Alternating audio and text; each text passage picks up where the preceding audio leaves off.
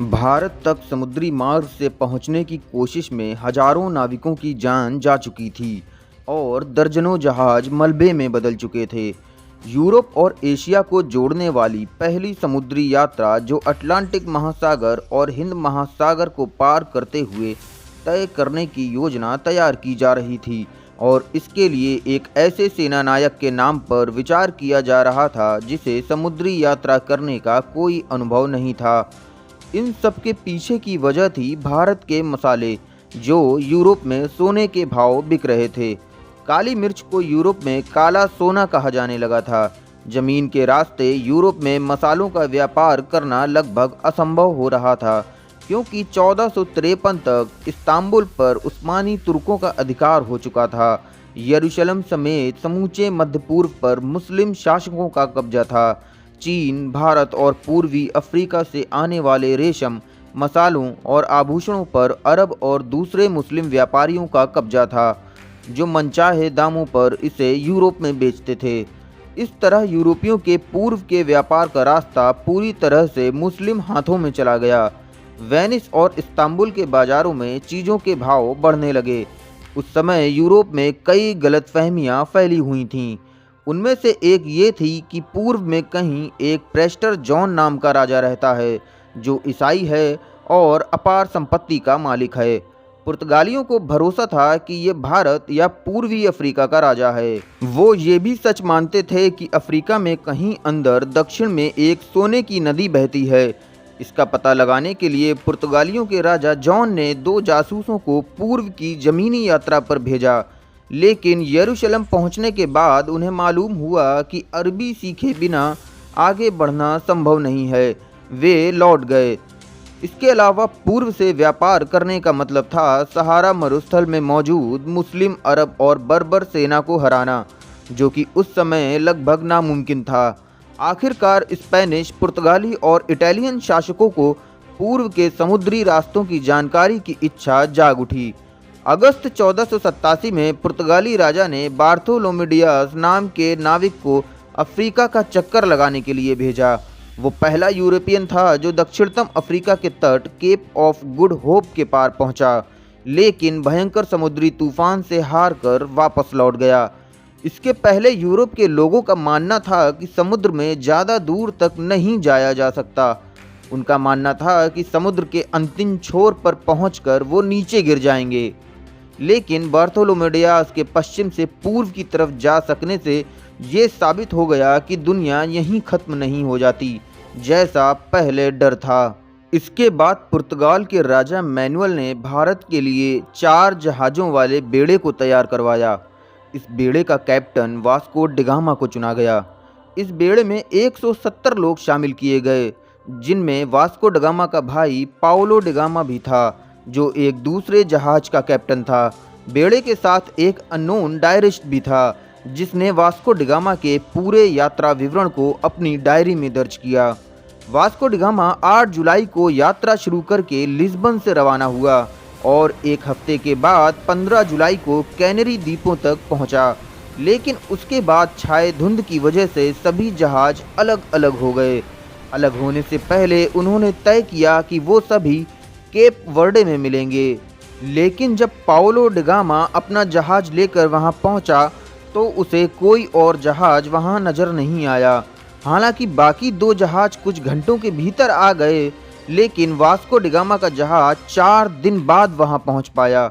मिलने के बाद वो वहां 1 हफ्ते तक रुके और फिर 3 अगस्त को रवाना हुए।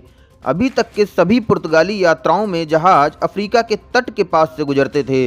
वास्को डिगामा ने ऐसा सुन रखा था कि एक तूफानी हवा है जो तट से दूर खुले अटलांटिक में बहती है। वो जहाज को केप ऑफ गुड होप तक तेजी से ढकेल देती है। उसने अपने जहाजियों को पूर्व की ओर मुड़कर अफ्रीका के तट के साथ चलने के बजाय खुले समुद्र में दक्षिण की ओर चलने को कहा। कई दिनों तक खुले समुद्र में चलने के बाद 1 नवंबर को केप ऑफ गुड होप से कोई 150 किलोमीटर पहले उसे ज़मीन दिखाई दी। जहाज के लोगों में खुशी की लहर दौड़ गई। जहाज की मरम्मत करने के बाद लोगों ने आराम किया। जहाज पर मौजूद डायरिस्ट ने लिखा कि यहाँ के लोगों की चमड़ी का रंग भूरा है, वे सील, व्हेल या हिरण का मांस और वनस्पति की जड़ी खाते हैं। वे चमड़े के कपड़े पहनते हैं और उनके साथ कुत्ते हमेशा चलते हैं। इसके बाद वहां से वो 16 नवंबर को चल दिए। बार्थोलोमेओ डियाज के दिए नक्शे से तटरेखा बिल्कुल भी मेल नहीं खा रही थी। वे चलते रहे और 22 नवंबर को केप ऑफ गुड होप पहुंचे। वहां पर डियाज द्वारा स्थानीय लोगों के साथ हुए झड़पों की खबर उन्हें मिल चुकी थी। उनके साथ भी वहां पर झड़प हो गई। जहाज़ों की मरम्मत के बाद वो उस नदी के मुहाने पर पहुंचे जहां से बार्थोलोमेओ डियाज के नाविकों ने उसे वापस जाने पर मजबूर किया था। उनको वहां डियाज द्वारा स्थापित क्रॉस दिखाई दिया।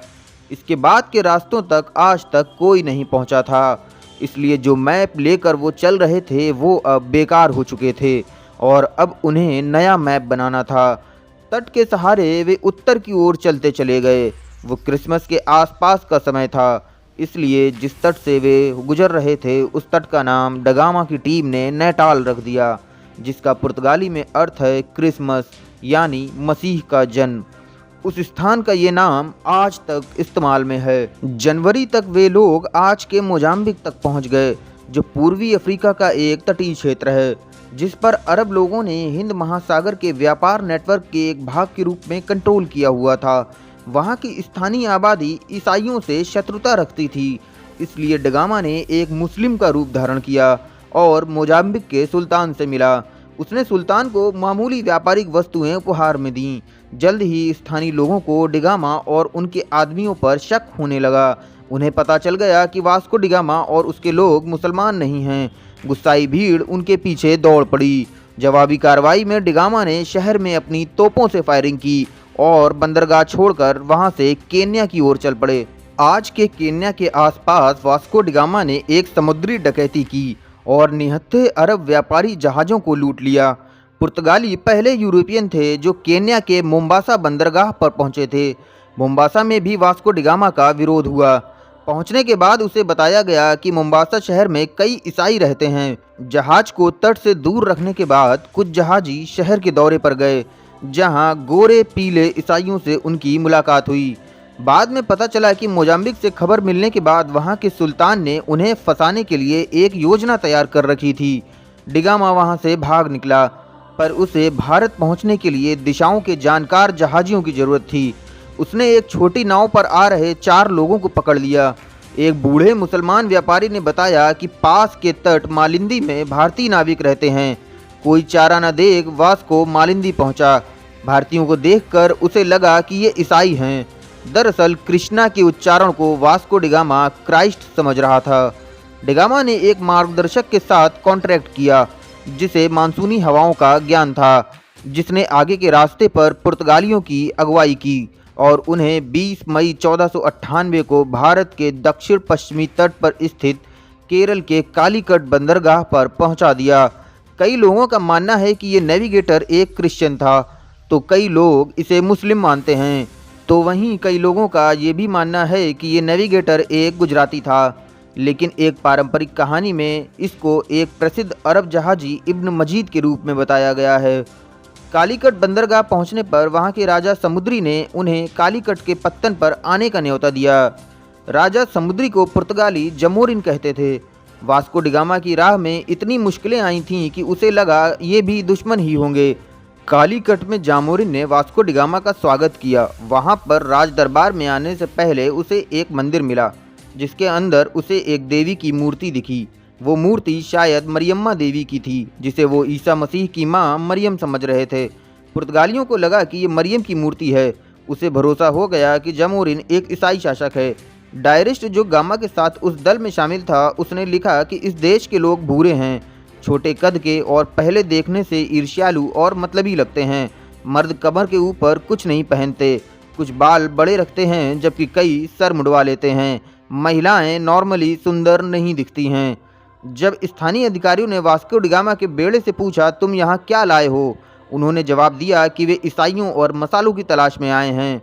डिगामा ने उपहार के रूप में जामोरिन को 4 लाल रंग के कपड़े के लबादे, 6 हैट, मूंगों की 4 शाखाएं, 12 अलमासरे, 7 पीतल के बर्तनों वाला एक डिब्बा, चीनी का एक संदूक, 2 बैरल तेल और शहद का एक पीपा भेजा। जो जामोरिन को प्रभावित करने में विफल रहे। जामोरिन के अधिकारियों ने सोचा कि इसमें सोना या चांदी क्यों नहीं था। मुस्लिम व्यापारियों ने डिगामा को अपना प्रतिद्वंदी मानते हुए जामोरिन को सुझाव दिया कि डिगामा केवल एक साधारण समुद्री डाकू है, न कि शाही राजदूत। राजा जामोरिन ने जोर देकर कहा कि डिगामा अन्य व्यापारी की तरह सीमा शुल्क का भुगतान करे, विशेषतः सोने में, जिससे दोनों के बीच लड़ाई छिड़ गई। राजा जामोरिन ने उसके बेड़े के कई लोगों को गिरफ्तार कर लिया। इससे नाराज डिगामा ने समुद्र में उसके जहाज पर आए ग्राहकों को बंदी बना लिया।